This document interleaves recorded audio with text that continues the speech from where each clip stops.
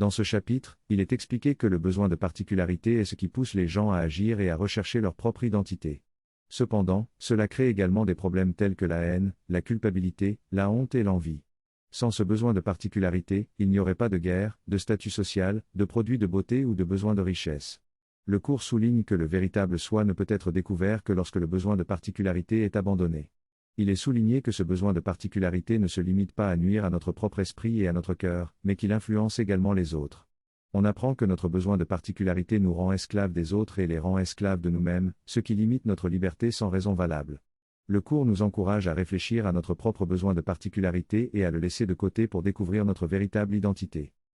Dans ce passage, il est expliqué que la notion de particularité est la base de la popularité, du succès et de la compétition. La loyauté découle de la foi, et cela influence la perception et le concept de séparation. La loyauté est souvent basée sur la peur et le besoin de se protéger, créant ainsi des souffrances. Il est difficile de ne pas rendre les autres particuliers car cela est souvent considéré comme déloyal. Cependant, il est nécessaire de laisser derrière soi la particularité, qui est la source de toute souffrance et de péché. Il y a un choix à faire entre la vérité et l'illusion, et ce choix ne peut être fait sans le frère. Ce choix mène à la volonté commune avec le frère et le père pour la gloire qui transcende la particularité et la séparation.